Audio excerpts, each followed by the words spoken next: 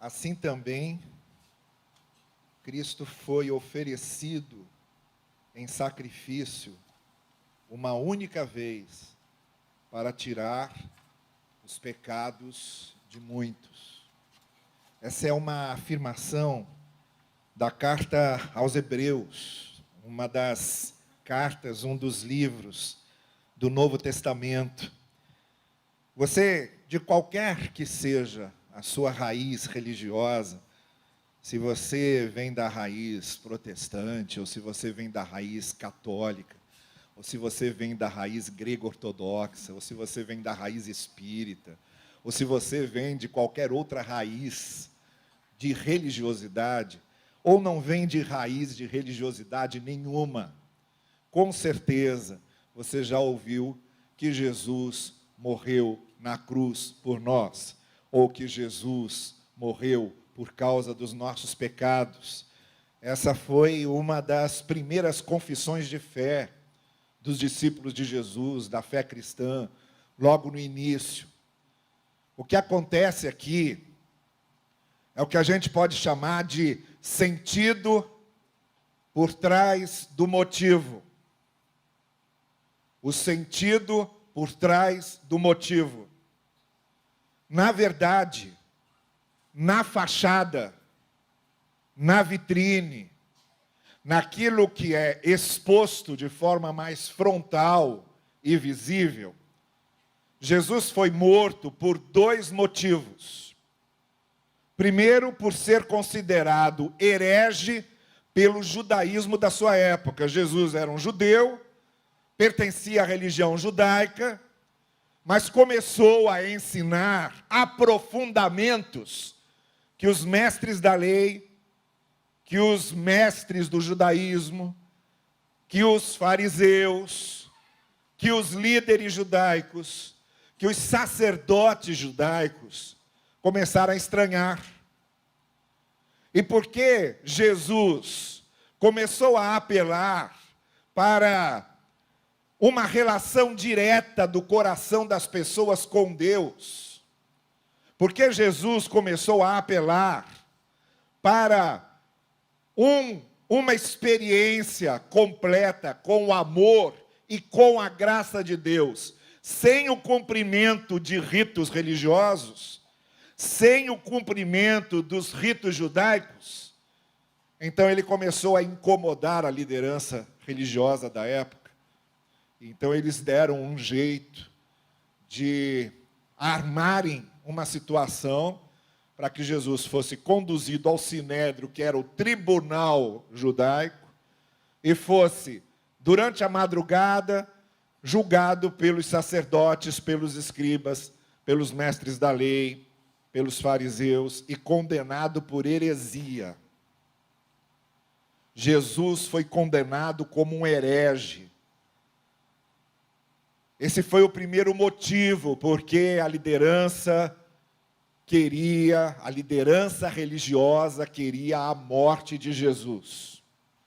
Então, há uma interpretação da história de Jesus que diz: quem matou Jesus foi o judaísmo. Quem matou Jesus foram os judeus. E havia um segundo motivo pelo qual Jesus foi morto. Jesus começou a falar no reino de Deus instalado na terra. Só que ele falava em reino de Deus instalado na terra, numa situação política, numa fervura política muito complicada. Era o domínio do Império Romano. Roma havia invadido todo o Oriente Médio, inclusive a terra de Israel, e imperava sobre eles. E pedia duas coisas: que pagassem impostos a Roma e que jamais questionassem a autoridade de César, o imperador. E quando Jesus começou a falar que vinha trazer o reino, porque havia um ambiente político em ebulição, e já havia surgido muitos messias dizendo que vinham para derrubar o Império Romano. Vinham para subverter os dominadores. Vinham para reconquistar a liberdade de Israel e reintroduzir Davi, o herdeiro de Davi, ao trono. Os romanos começaram a entender que Jesus era um subversivo, que Jesus era um revolucionário, que Jesus estava pregando um outro reino do qual ele seria rei.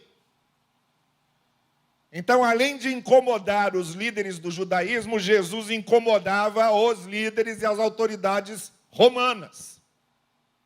O que fez com que os romanos também julgassem Jesus e o condenassem, e o motivo da sua condenação romana estava escrito no topo da cruz: Jesus de Nazaré, Rei dos Judeus.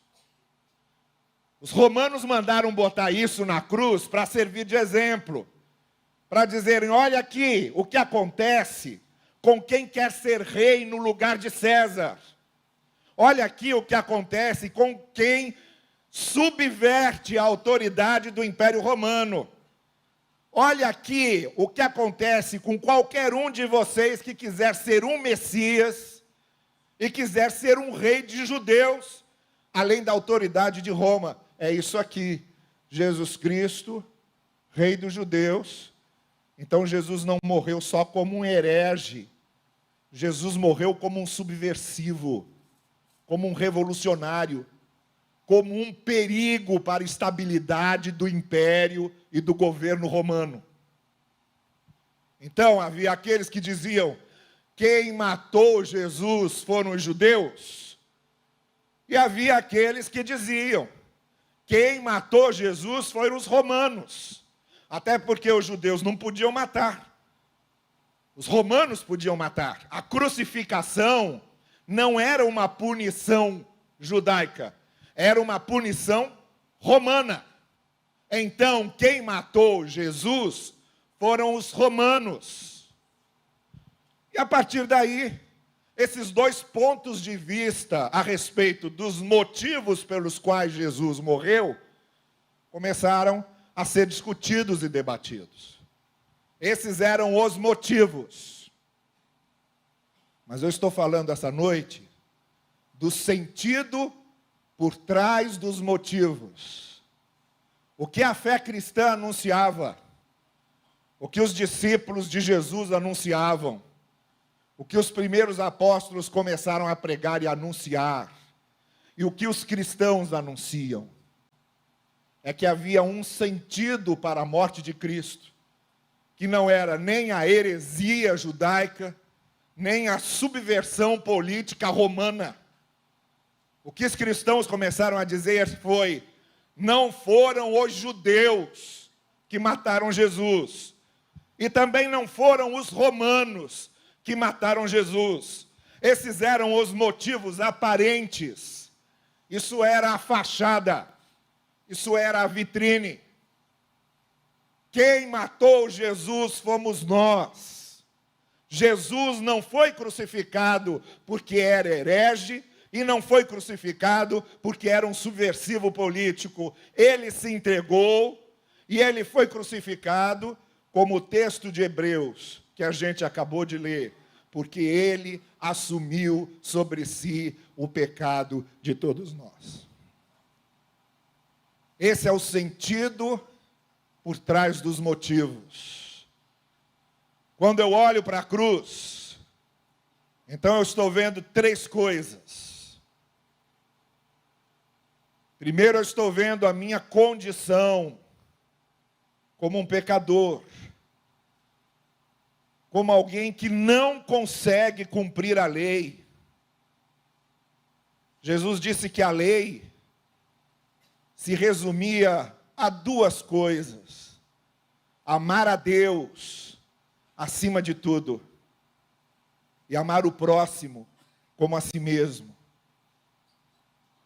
E quando a gente para examinar a nossa vida e nos perguntamos sinceramente se somos capazes de fazer isso, a gente sabe, Ninguém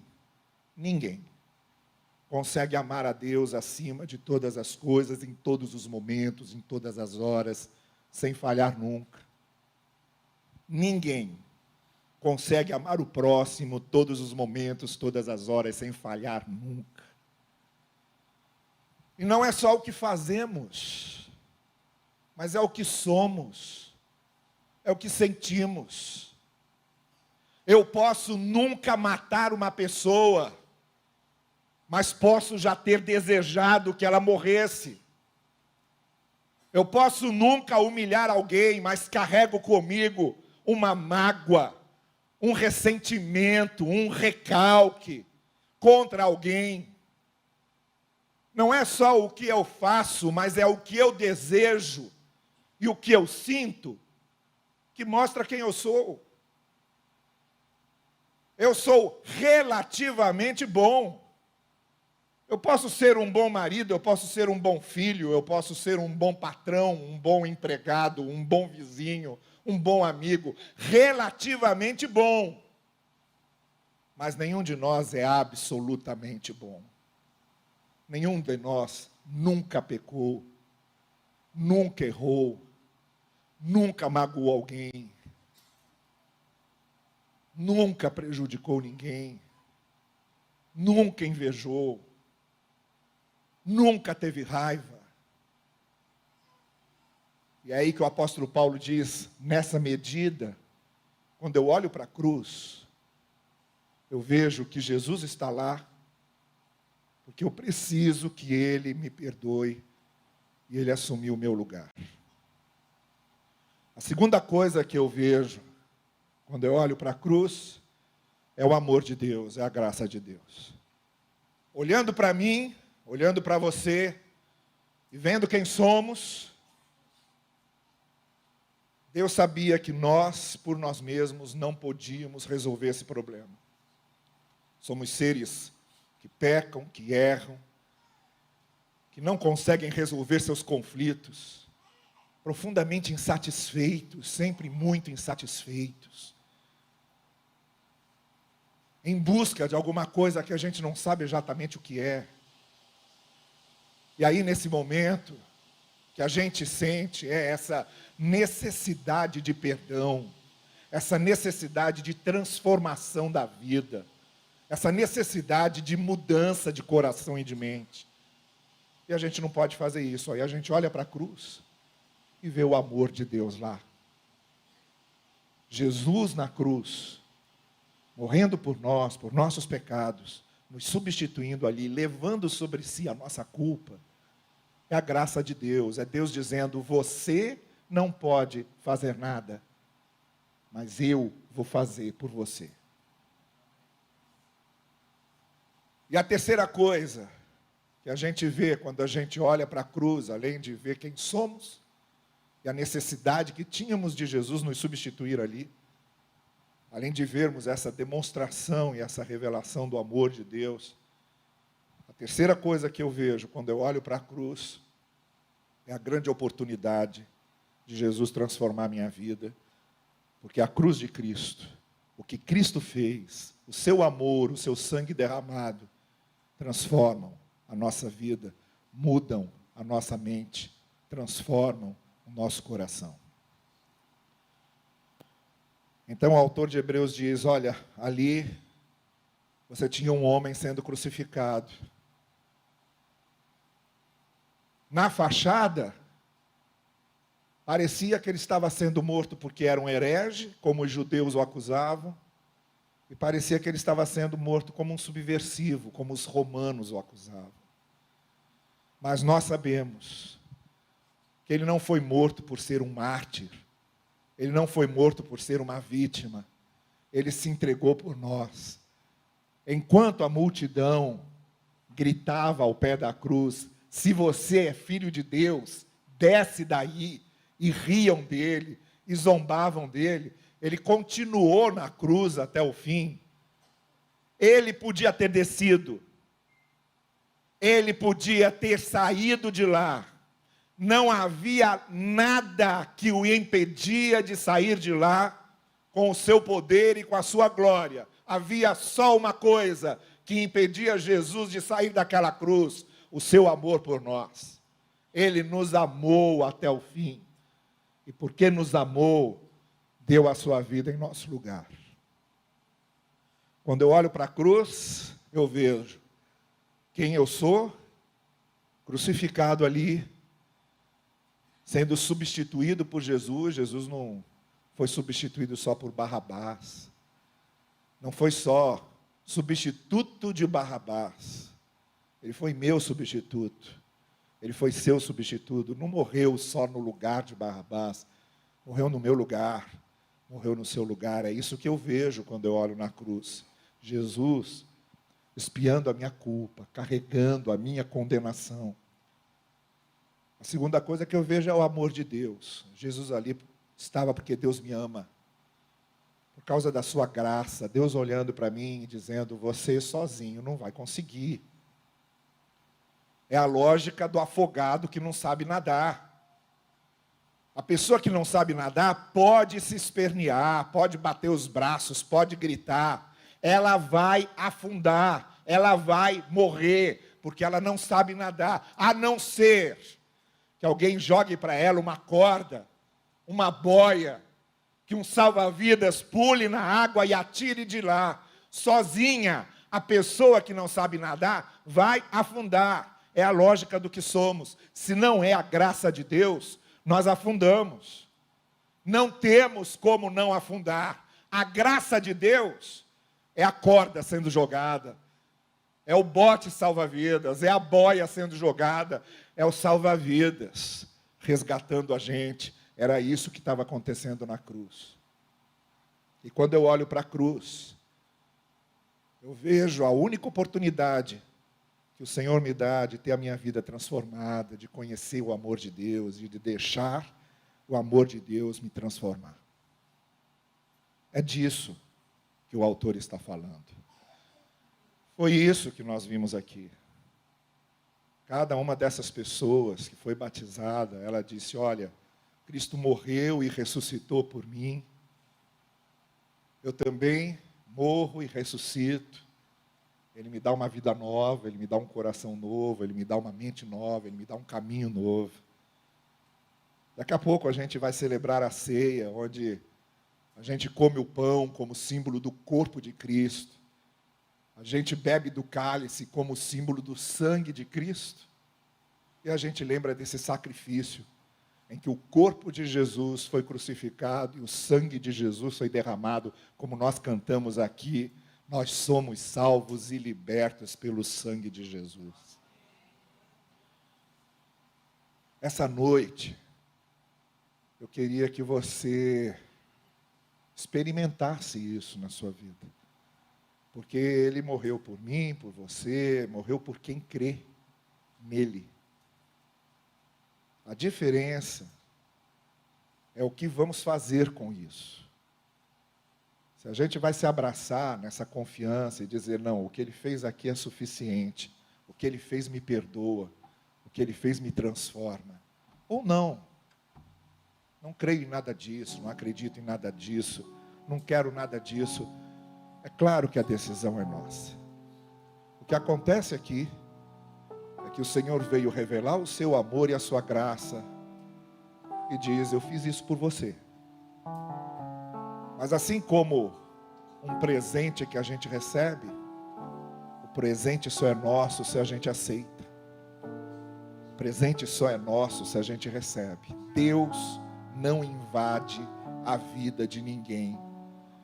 Deus não impõe seu amor à vida de ninguém.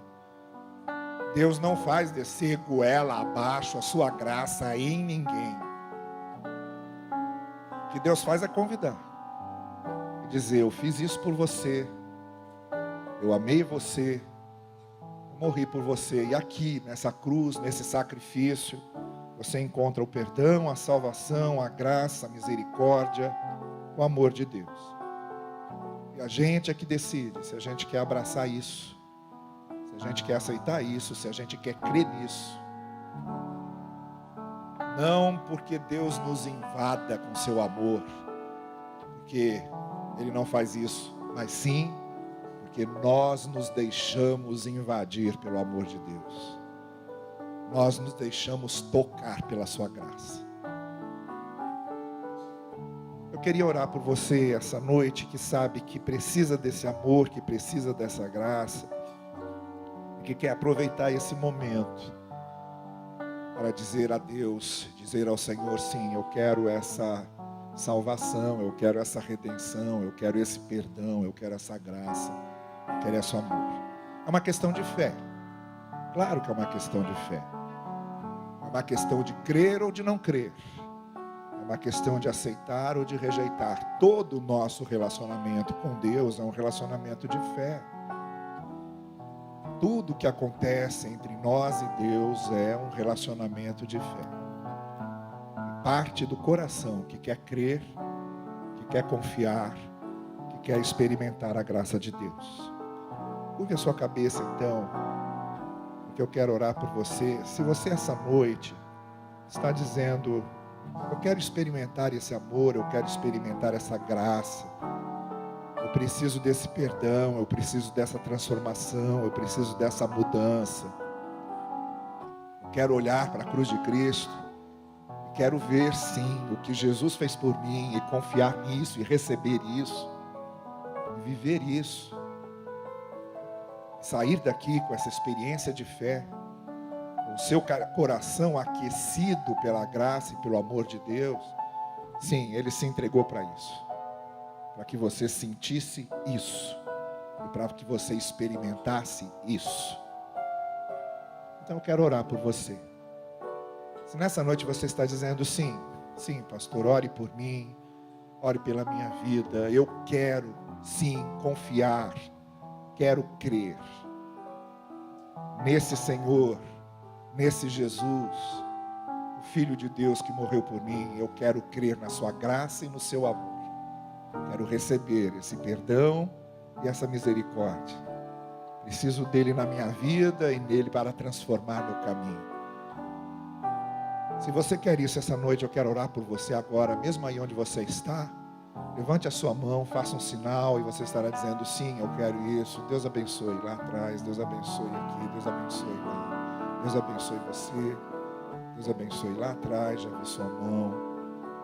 Deus abençoe você, sim, graças a Deus por sua vida.